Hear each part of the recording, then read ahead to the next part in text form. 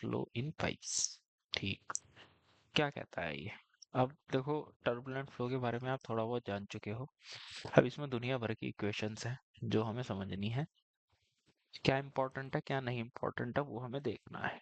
ठीक, जैसे हमने अभी पिछले वाला चैप्टर पढ़ा ड्रैग वाला ना, लिफ्ट एंड फोर्स, उसमें ले दे के दो तीन फॉर्मूले इंपॉर्टेंट है।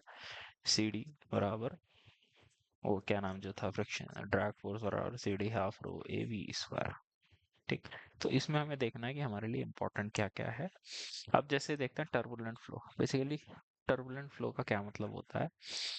टर्बुलेंट फ्लो बेसिकली क्या कहता है, जैसे कोई पाइप है, ठीक, इस पाइप में वाटर का फ्लो हो रहा है, पानी मूव कर रहा है। तो जैसे जैसे पानी की स्पीड बढ़ाते चले जाएंगे, इसमें टर्बुलेंस बढ़ती चली जाएगी। ठीक, जो लेमिनार फ्लो में लेमिना परतदार जो फ्लो हो रहा था, अब परत एक दूसरे में घुसना स्टार्ट कर देगी, मोमेंटम ट्रांसफर स्टार्ट हो जाएगा। तो इसको बोलते हैं टर्बुलेंट फ्लो। ठीक, टर्बुलेंट फ्लो ये आप जानते ही होंगे 4000 से ज्यादा पे स्टार्ट होता है। ये फ्लक्चुएशन ऑफ वेलोसिटी इसने दिखा रखा है। ये क्या चीज है?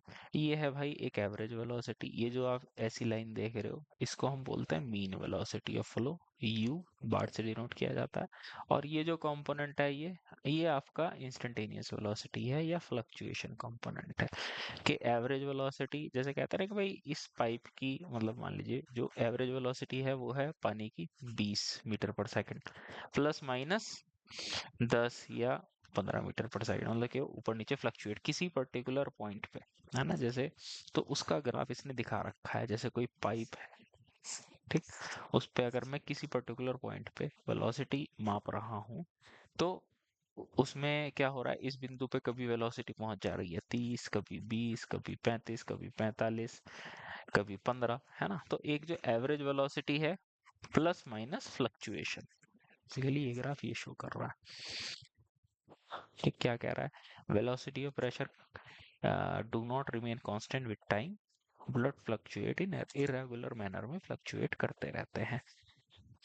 ठीक, बेसिक एनालिसिस कैसे किया जाता है कि भाई जो भी कंपोनेंट है, जैसे वेलोसिटी है, एक उसका एवरेज कंपोनेंट हो गया प्लस साथ में जो फ्लक्चुएटिंग कंपोनेंट हो गया। ठीक, तो उसी हिसाब से एनालिसिस किया जाता है। ये देखो, it is assume that any flow parameter जैसे velocity, pressure, temperature is a combination of average value and fluctuating value at a particular point in a turbulent flow. Velocity profile भी आप जानते हो मच फ्लैटर होती है।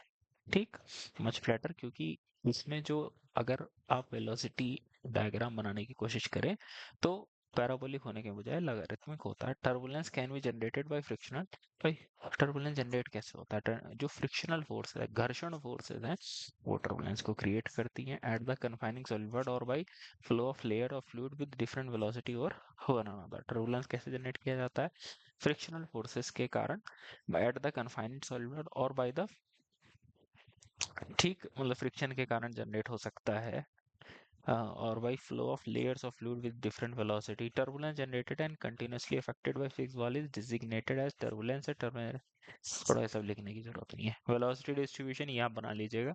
देखो क्या कह रहा है, जैसे velocity distribution in laminar and turbulent flow. ठीक, जैसे ही आपका ये शो कर रहा है आपका लेमिनार का डायग्राम पैराबोलिक, जैसे जैसे आपका रेनॉल्ड नंबर बढ़ता चला जा रहा है, ये आपकी और मोर और लेस कांस्टेंट की शेप में आती जा रही है। देखो, जितनी ज्यादा विस्कोसिटी होगी उतनी ही पॉसिबिलिटी कम होगी कि टर्बुलेंट फ्लो हो, क्योंकि विस्कोसिटी के कारण लेमिनार फ्लो ज्यादा होता है। अब आता है shear stress in turbulent flow. देखो, shear stress basically turbulent flow में कैसे कैलकुलेट किया जाता है, वही आपका formula tau is equal to mu D you by D Y, उसी तरीके से हम कैलकुलेट करते हैं। ठीक, चलो अब देखो, सबसे पहले shear stress at the boundary in case of turbulent flow is much more than in laminar flow। पहली बात ये क्या, कि जो टर्बुलेंट फ्लो के केस में जो shear स्ट्रेस पैदा होता है कहाँ पर, बाउंड्री पे, वो ज्यादा होता है लेमिनार फ्लो के मुकाबले। In boundary in case of much, ये पॉइंट इंपॉर्टेंट है, लिख लेना। This is because that boundary velocity gradient is higher in case of turbulent flow than in laminar flow. ठीक, लेमिनार फ्लो का जो वेलोसिटी डिस्ट्रीब्यूशन डायग्राम है वो ऐसा होता है, टर्बुलेंट फ्लो का ऐसा होता है। तो जो वेलोसिटी ग्रेडियंट है बाउंड्री के बाद, देखो शियर का क्या फॉर्मूला होता है, mu D you by D y. ठीक, अगर मैं पानी का केस लूँ तो ये तो कांस्टेंट हो गया अगर मैं दो को कंपेयर कर रहा हूँ, लेमिनार और टर्बुलेंट। अगर मैं लेमिनार की बात कर रहा हूँ, जैसे ये लेमिनार के केस में d you by D y, मतलब फॉर एग्जाम्पल मैं क्या करता हूँ, मैंने इतना पोर्शन लिया, ठीक है, ये मेरा हो गया डी वाई। ठीक, ये मेरा हो गया डी वाई। ठीक, तो यहाँ पर वेलोसिटी में वेरिएशन भाई इधर है जीरो वेलोसिटी, यहाँ पहुंच गई है आपकी मान लीजिए 5 मीटर पर सेकेंड। तो d you by D y कितना हो गया, 5 बटे डी वाई को मैं बोल देता हूँ लेट से 10, 5/10। इस केस में क्या है, इस केस में d you by D y, mu D you by D y आप कैलकुलेट करोगे तो डी वाई तो वही रहेगा 10, और चेंज इन, देखो आप थोड़ा सा ही ऊपर चलते हो तो वो अपनी जो मैक्सिमम स्पीड है उसके लगभग बराबर पहुंच जाती है, यहाँ पे हो जाएगा 50। तो कहने का क्या मतलब है, d you by D y जो है लेमिनार फ्लो में इतना नहीं होता, इसमें बहुत ज्यादा होता है, तो इस वजह से ठीक है। तो ये बात इंपॉर्टेंट है, काफी पूछी जाती है, इसको आप लिखेंगे। आगे देखो, जो वेलोसिटी का फ्लक्चुएशन हो रहा है उसके कारण velocity fluctuation causes continuous interchange of fluid masses between layer which lead to this momentum। ये कह रहा है कि भाई दूसरा जो है मोमेंटम ट्रांसफर, मतलब कि एक कण पानी का दूसरे से टकरा रहा है, एक लेयर दूसरे लेयर में जाके मिल रही है। ठीक, तो इसके कारण मोमेंटम ट्रांसफर होता है, और इस मोमेंटम के कारण एक दूसरा shear स्ट्रेस भी जनरेट होता है। तो इसने अब इन्होंने क्या किया, इस बात को आप लिखेंगे, the total share stress in turbulent flow दो हिस्सों में बढ़ गया, एक लेमिनार और टर्बुलेंट। टोटल हो गया, एक तो आपका जो लेमिनार के कारण पैदा हो रहा है वो, प्लस जो टर्बुलेंट के कारण, टर्बुलेंस के कारण जो पैदा हो रहा है वो। Following are the various theories for determination of shear stress in. ठीक, देखो अब ये क्या कह रहा है, shear stress in turbulent flow का जो वेरिएशन है कुछ इस तरीके का है। ठीक, तो अब इसने क्या किया, जो टोटल शेयर था उसको दो हिस्सों में बांट दिया। एक तो ये कि भाई मान लीजिए अगर फ्लो लेमिनार हो रहा होता वो, प्लस जो टर्बुलेंस के कारण जो शेयर स्ट्रेस जनरेट हो रहा है। ठीक, अब इसके बाद आती है बॉजीनेस थ्योरी, ये शेयर को ही बताएगी, शेयर स्ट्रेस कैसे पैदा होता है। जो आपका शेयर स्ट्रेस है इसने दो हिस्सों में बांटा, लेमिनार कंपोनेंट और टर्बुलेंट कंपोनेंट। लेमिनार कंपोनेंट होता है आपका वही mu D you by D y जो भी हम देखते आ रहे थे, और दूसरा होता है eta D you by D Y, turbulent component. ठीक, अब इसमें थोड़ा सा आपको देखना पड़ेगा, म्यू आपका रो न्यू होता है, ईटा बराबर ये होता है अपरेंट विस्कोसिटी, या इसको हम बोलते हैं ईटा को अपरेंट विस्कोसिटी या एडी विस्कोसिटी, और ये होता है आपका काइनेमेटिक विस्कोसिटी। ठीक है बेटा, एक minute.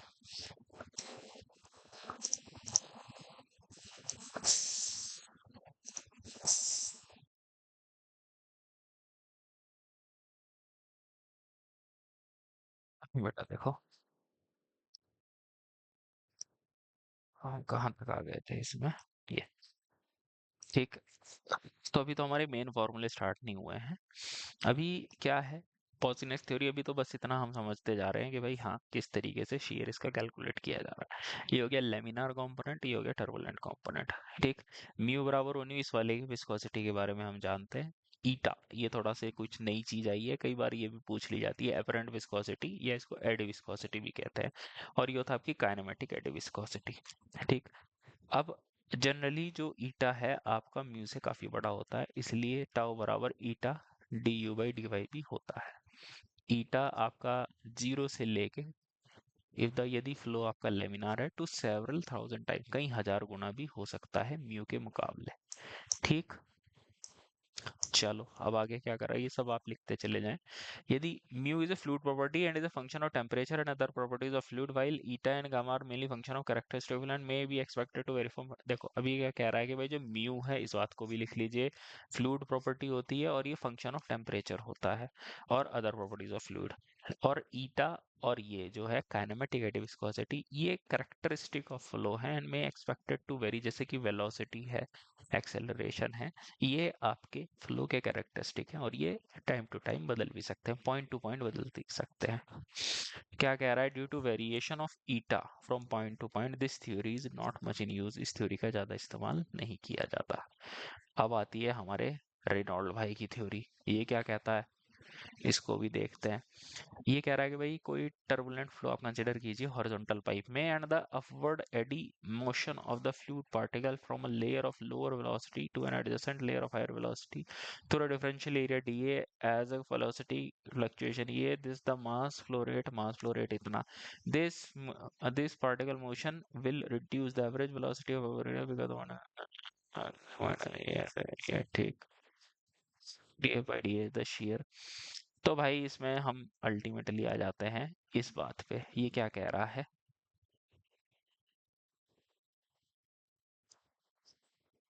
Mu dash V dash.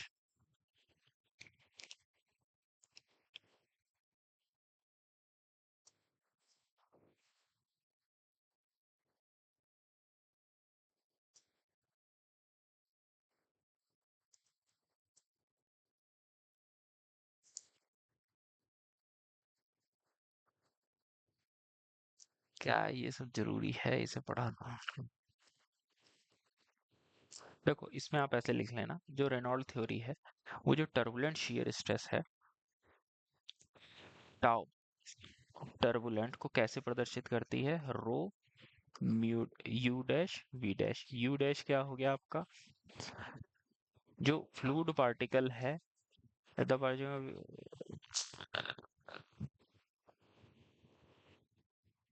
बस सीधे यू डैश वी डैश कराओ, is the time average of the product of the fluctuating velocity component. जो फ्लक्चुएटिंग वेलोसिटी कंपोनेंट है यू डैश वी डैश उनका एवरेज होता है, और ये आपका नेगेटिव होता है अधिकतर अगर लेमिनार को कंसिडर कर लें। ठीक है, तो ये इसमें आप ऐसे कर लीजिए, बस रेनॉल्ड थ्योरी लिख लीजिए, ये वाला फॉर्मूला लिख लें, और लेमिनार शेयर स्ट्रेस इसको लिख लें, और इसमें नॉट सो इम्पोर्टेंट लिख देना, मेरे हिसाब से ये इम्पोर्टेंट नहीं। ठीक, ना भी याद करो तो भी चल जाएगा काम। अब आता है frontal mixing length theory. Actually क्या है ना, जो टर्बुलेंट फ्लो, थोड़ा सा इसके बारे में ज्यादा जानकारी है नहीं लोगों को, और कोई चीज अगर हैपजार्ड है तो उसके बारे में थ्योरी डेवलप करना मुश्किल होता है, तो तभी अब ये तीसरी थ्योरी पे आ गया। अभी दोनों थ्योरी नाकाम हो गई, अब ये एक नया तरीके वो नई थ्योरी बता रहा है फिर से, फ्रंटल मिक्सिंग लेंथ थ्योरी। अब इसमें मैंने कभी कभी एग्जाम में पूछ लिया जाता है कि भाई मिक्सिंग लेंथ क्या होती है। पहले तो मिक्सिंग लेंथ देख लो क्या है। Mixing length is the distance travelled by a fluid particle in jumping from one layer to adjacent layer till it acquire the velocity of the other layer. मतलब कि जैसे ये दो लेमिनाज हैं, एक पार्टिकल दूसरे पार्टिकल मतलब इस तरीके से ट्रेवल कर, तो जब ऐसे जाएगा तो ये क्या करेगा, जंप करेगा, एक लेयर से दूसरे लेयर में जंप कर रहा है। ठीक, तो इसे कितनी लेंथ ट्रेवल करनी पड़ी कि इसकी वेलोसिटी इस लेयर की वेलोसिटी के बराबर हो जाए। देखो, is the distance travel by a fluid particle jumping from one layer to adjacent layer till it acquire the velocity of other layer. ठीक, फ्रंटल ने फिर क्या कहा, particle of fluid is displaced by distance l before its momentum gets change into new environment, कि भाई इसका जो नया वातावरण में या नई लेयर में जो जा रहा है उसके बराबर इसका मोमेंट हो जाए, इस मोमेंटम हो जाए, इसके लिए इसे कितना डिस्टेंस चलना पड़ रहा है, एल डिस्टेंस चलना पड़ रहा है। तो फ्लक्चुएटिंग कंपोनेंट क्या होता है, म्यू डैश बराबर l d you by D y, v dash बराबर होता है l d you by D y. ठीक, चलो कोई दिक्कत नहीं। फिर जो फ्लक्चुएटिंग कंपोनेंट इसने दो में बांट दिया, जो यू डायरेक्शन का कंपोनेंट है उसको ये कह रहा है, वी डायरेक्शन का कंपोनेंट ये कह रहा है। जो Karman mixing length theory, mixing length is nearly proportional to the distance from the pipe, जितना ज्यादा वो पाइप से दूर जाएगा उतना ही ज्यादा पाइप की दीवार से दूर जाएगा उतना ही ज्यादा टर्बुलेंस होगा, उतना ही उसे दूर चलना पड़ेगा। ये क्या आ गया, द इफेक्ट ऑफ, अब ये क्या कह रहा है रेनॉल्ड, ये effect of viscous shear is taken into consideration. देखो भाई इसमें हमारा अल्टीमेटली ये आ जा रहा है, इस फॉर्मूले को आप नोट कर लीजिए। The effect of viscous shear is prominent. अब देखो क्या है, देखो ये होता है हमारा विस्कस शियर, और ये होता है हमारा टर्बुलेंट शियर। ठीक, इसमें आप ये लिख लीजिए, विस्कस शियर कहाँ पर प्रभावी है, on the vicinity of boundary, boundary के पास, हैंस फॉर टर्बुलेंट फ्लो आप ये मान सकते हो कि shear stress is largely due to turbulent shear only. ठीक, ये जो है, जैसे हमारा ये हमारा पाइप है, ये पाइप की दीवार हो गई, ये जो आपका शेयर स्ट्रेस है इन दो कंपोनेंट से मिलकर बना है। अगर हम यहाँ पर शेयर स्ट्रेस कैलकुलेट करने जा रहे हैं तो ये वाला जो फैक्टर है या ये वाला जो कंपोनेंट है ये ज्यादा होगा, अगर बीच में कहीं कैलकुलेट कर रहे हैं तो ये वाला ज्यादा होगा, बस ये कह रहा है। ठीक। तो अगली बात इसने कहा कि भाई क्योंकि ये वाला जो कंपोनेंट है ये सिर्फ बाउंड्री पे प्रभावी है, जैसे ही आप बीच में जाते हो टर्बुलेंस ज्यादा हो जाता है। बाउंड्री पे क्यों प्रभावी होता है भाई, देखो यहाँ पर बाउंड्री जो बाउंड्री रीजन जो रहता है पाइप का, यहाँ पर पानी की स्पीड कम रहती है। क्यों? क्योंकि वो इस बाउंड्री से अटैच होकर चलता है। तो टर्बुलेंट हो गया रोल स्क्वायर डी बाई। तो ये कहता है कि जैसे ही आप मेजरली यहाँ से लेके यहाँ तक तो टर्बुलेंस का ही प्रभावी है, तो इसको फैक्टर को लगभग नेगलेक्ट ही कर देते हैं और हम इसको लेकर चलते हैं। ठीक। आगे आता है वेरियस रीजन इन टर्बुलेंट फ्लो। अब टर्बुलेंट फ्लो में क्या क्या रीजन होते हैं? Turbulent flow along A wall can be, क्या क्या इसमें रीजन होते हैं? Laminar sub layer. ठीक। अब टर्बुलेंस में भी एक इन्होंने डायग्राम दिखा रखा है, ये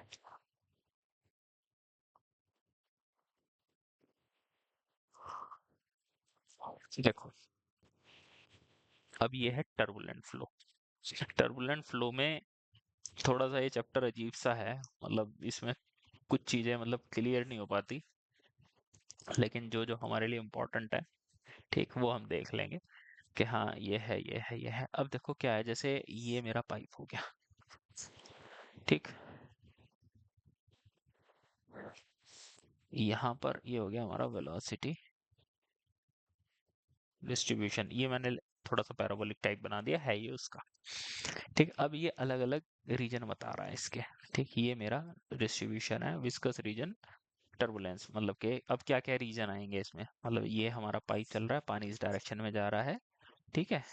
ये नीचे की पाइप का लॉन्गिट्यूडनल क्रॉस सेक्शन दिखा रखा है, ये velocity diagram.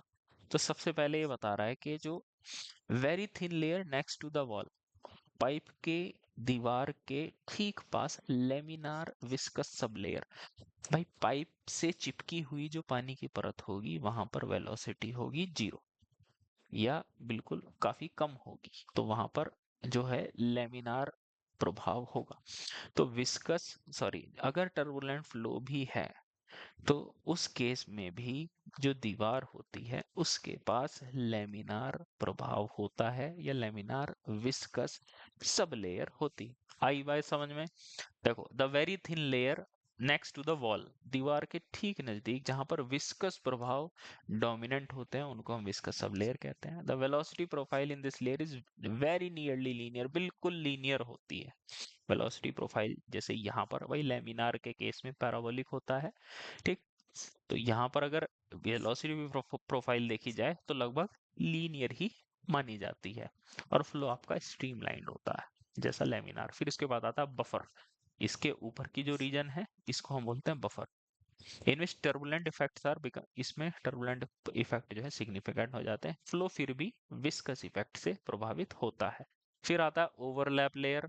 Above the buffer layer उसके ऊपर ओवरलैप हो जाता है जिसको इनर्शियल, इसमें टर्बुलेंस जो है टर्बुलेंट क्रिएट होना स्टार्ट हो जाता है लेकिन डोमिनेंट नहीं है। फिर आउटर लेयर आ जाती है, इसमें जो है टर्बुलेंट प्रभाव आपका ज्यादा होता है।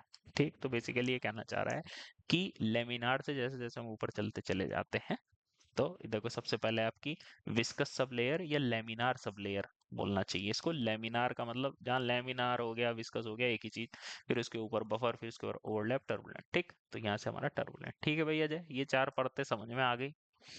फिर अब आता है हाइड्रोडायनामिकली स्मूथ एंड रफ बाउंड्री। ठीक। ये अब ये कुछ इंपॉर्टेंट कंसेप्ट आने लगे हैं। हाइड्रोडायनामिकली स्मूथ एंड रफ बाउंड्री क्या है भाई? देखो जो टर्बुलेंट फ्लो पाइप में है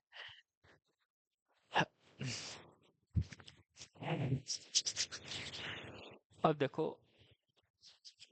स्मूथ बाउंड्री और रफ बाउंड्री का क्या मतलब है? बेसिकली क्या है, जैसे हमने अभी क्या पढ़ा, हमने ये पढ़ा कि भाई फ्लो कैसा भी हो लेमिनार सब लेयर रहती है। जैसे ये मेरा पाइप है। ठीक। अब पाइप आपके दो तरीके से कैटेगराइज किए जाते हैं। ठीक। ये हो सकता है स्मूथ और ये हो सकता है रफ।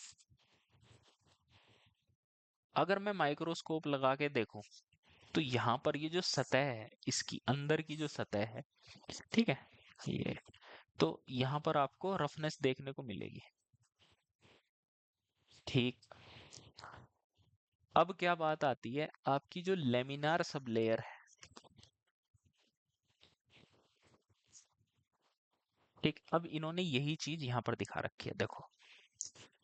अगर आपकी लेमिनार सब लेयर जो है, जिसको डेल्टा डैश दूरी से, अगर वो इस रफनेस के ऊपर है तो हम इसको स्मूथ कहेंगे। और अगर ये लेमिनार सब लेयर आपकी नीचे आ जाती है तो हम इसको रफ बाउंड्री कहेंगे। ठीक, आई बात समझ में? अजय, एक पाइप है, ऐसा भी हो सकता है वो पानी की किसी वेलोसिटी के लिए स्मूथ हो और किसी वेलोसिटी के लिए रफ हो। ठीक, आई बात समझ में? तो ये चीज कैसे डिसाइड होती है, ये अब हम पढ़ने वाले हैं। लेमिनार आया ना, सीधा को सीधा सा फंडा ये है, अगर लेमिनार सब लेयर, ये जो इसमें प्रोट्रूजन बने हुए हैं, या कहना चाहिए ऊबड़ खाबड़ जो सतह हो रही है, ये आंखों से नहीं दिखाई देती। आंखों से दिख गई तो फिर तो रफ है ही, लेकिन जो बहुत ही माइन्यूट होती है, या जैसे जंग लग जाता है पाइप के अंदर की सतह पे, तो भी वो रफ हो जाती है। अल्टीमेटली फंडा यही है, लेमिनार सब लेयर की डिस्टेंस आप ज्ञात कीजिए। Laminar distance, laminar sub layer delta dash.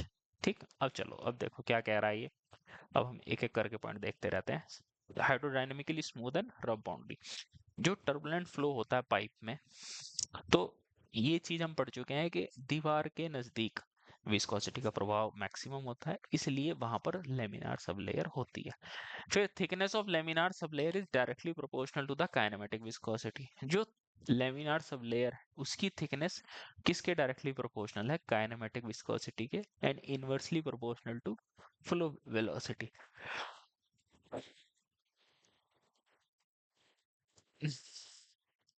जो लेमिनार सब लेयर है, उसकी थिकनेस काइनेमेटिक विस्कोसिटी के डायरेक्टली प्रोपोर्शनल होती है। Sorry, the thickness of laminar sub layer, ये जो है, is directly proportional to kinematic viscosity. ये किसके डायरेक्टली प्रोपोर्शनल होती है? काइनेमेटिक विस्कोसिटी के, and inversely proportional to flow velocity. ये कैसे आया, अभी हम आगे देखेंगे। बेसिकली क्या कह रहा है कि भाई जितनी तेज वेलोसिटी होगी, उसकी थिकनेस कम होती चली जाएगी। क्या मतलब हुआ? अभी तो ये स्मूथ बाउंड्री का काम कर रहा है, अगर मैं स्पीड बढ़ा दूं पानी की, तो ये जो लेमिनार सब लेयर है, ये आपकी नीचे आती चली जाएगी, और ये ही आपकी बाउंड्री रफ कहलानी जाए। मतलब क्या है कि लेमिनार फ्लो के केस में हो सकता है ये स्मूथ बाउंड्री हो, लेकिन टर्बुलेंट फ्लो के केस में ऐसा हो सकता है कि यही बाउंड्री रफ बन जाए। ठीक, देखो अगली बात ये नोट करें, thickness of laminar sub layer decreases with increase in Reynold number. Reynold number बढ़ेगा तो लेमिनार सब लेयर की थिकनेस घटेगी। ठीक है बेटा, आ रहा है समझ में? थोड़ा सा ये टफ टाइप का कंसेप्ट है, लेकिन कभी कभी इतना इम्पोर्टेंट भी नहीं कह सकते इसको, लेकिन देखो कुछ चीजें तो समझनी पड़ेंगी। ठीक, अब क्या कह रहा है, if thickness of laminar sub layer, जो आपकी लेमिनार सब लेयर है, उसकी थिकनेस यदि लार्ज है, eddies are not able to penetrate till the boundary, and boundary acts, ये कह रहा है कि भाई जैसे ये वाला केस है, इसकी थिकनेस मोटी है लेमिनार सब लेयर की, तो जो ऊपर टर्बुलेंस क्रिएट हो रहा है, जो एडी, जो चक्रवात टाइप कुछ जो भी बनना है, वो इसमें अंदर नहीं घुस पाते हैं। ठीक, तो इसलिए बाउंड्री को हम स्मूथ, हाइड्रोडायनामिकली स्मूथ कहते हैं। देखो ये हाइड्रोडायनामिकली बोल रहा है, हाइड्रोडायनामिकली का मतलब पानी के मूवमेंट के अनुसार, हाइड्रो मतलब पानी, डायनामिक्स मतलब उसका मूवमेंट कैसा है। ठीक, आपका जो पाइप है वो स्मूथ है या रफ है, वो पानी का बहाव, पानी का रेनॉल्ड नंबर डिसाइड कर रहा है, वास्तविकता नहीं डिसाइड कर रही। एक पाइप है, अंदर से जंग लगा हुआ है, हम हाथ से उसे टच करेंगे तो कैसा लगेगा? रफ लगेगा भाई। इसकी बाउंड्री कैसी है? रफ है, अंदर से रफ है। लेकिन अगर आप उसमें टर्बुलेंट फ्लो कर दो किसी तरीके से, तो वही बाउंड्री हाइड्रोडायनामिकली स्मूथ हो जाएगी। चलो, whereas if the thickness of seminar layer is small, यदि जो लेमिनार सब लेयर है उसकी थिकनेस अगर छोटी है और एडीज अंदर तक घुस जा रहे हैं, तो इसका मतलब आपकी जो बाउंड्री है रफ होगी hydrodynamically. In rough boundaries the irregularity will project through laminar sub layer and laminar sub layer gets dead. जो इरेगुलरिटी है, ये जो उबड़ खाबड़ पना है, ये जो जंग लगा हुआ है, जो भी है, ये लेमिनार सब लेयर से ऊपर निकल जाता है। और the contact of eddies with irregularity will result in large energy losses. अब जो वो एडीज आ रहे थे, जो जो टर्बुलेंस था, वो इससे टकराएगा और हैवी एनर्जी लॉस होगा। अब आ जाओ, ये जो ये ही इस चैप्टर का सार है। ठीक है, बहुत पूछा जाता है, वेरी वेरी वेरी इंपॉर्टेंट इस चैप्टर में जो सबसे इंपॉर्टेंट पॉइंट है, अभी आएंगे इस पे। पाइप बाउंड्री हाइड्रोडायनेमिकली स्मूथ या रफ बिहेव करेगी, ये किस पे डिपेंड करता है? It depends upon the relative magnitude of average height of surface produce in KS. KS क्या चीज है भाई? केएस है ये जो ये जो प्रोट्रूजन है, या ये जो ऊपर नीचे, आप इन सब का एवरेज ले लो। ठीक है, ये भाई 10 ये 10 यूनिट ऊपर है, 10 mm, ये 1 mm, ये मतलब इस तरीके से आपने इसका एवरेज किसी तरीके से जैसे भी करके लेते हो, एवरेज आपने एक हाइट निकाल दी, इसको बोलते हैं केस। मतलब कि इसका ऑन एन एवरेज आ जाएगा। मान लीजिए 10 हो गया, ये 1 हो गया, 5 हो गया, तो ये लेट से ये हो गया 6 mm। हालांकि 6 mm बहुत ज्यादा है, ये माइक्रोमीटर या उसमें कैलकुलेट किया जाता होगा। केस हमें पता चल गया क्या है? Relative magnitude of average height, एक तरीके से एवरेज हाइट है उसको प्रदर्शित कर रहा है, and the thickness of laminar sub layer delta dash. ठीक, तो के S by delta dash must be parameter which will determine whether a pi boundary is हाइड्रोडायनेमिकली smooth और रफ। तो जो के एस बाई डेल्टा डैश है, के एस क्या हो गया? उबड़ खाबड़ पने की average height, delta dash laminar sub layer की हाइट। ठीक, तो के डेल्टा डैश आप कैसे कैलकुलेट करते हो? लेमिनार सब लेयर की थिकनेस इस तरह से कैलकुलेट की जाती है। जो हमने क्या पढ़ा था, बाउंड्री लेयर थ्योरी पढ़ी थी, उसमें डेल्टा डैश हमने इस फॉर्मूले से निकाला था। तो के एस बाई डेल्टा डैश ये फॉर्मूला हो गया। ठीक है भाई अजय, आपको एग्जाम में डायरेक्टली केएस भी लिखा हुआ मिलेगा, डेल्टा डैश भी लिखा हुआ मिलेगा, ये तो रिलेटिवली कम ही पूछा जाता है। अब देखो इसने क्या बोला। ठीक, अब इसमें हमारी तीन चीजें हैं। यदि के एस बाई डेल्टा डैश, पहले मैं इस चीज को देख लेते हैं, 0.25 से कम है, ये तो वैसे ही बता रहा है भाई के एस कम हो गया, तो इसका मतलब स्मूथ बाउंड्री है। ठीक, अगर के एस बाई डेल्टा डैश 6 से ज्यादा है, मतलब के एस की वैल्यू ज्यादा है प्रोट्रूजन की, तो रफ बाउंड्री। अगर इन दोनों के बीच में है तो ट्रांजिशन है। अगर मैं के एस की टर्म्स में बात करता हूं तो ये तीन चीजें चलेंगी, और इसी के एस बाई डेल्टा डैश को मैं ये बोल देता हूँ वी, ये समथिंग, ये जो भी है ना।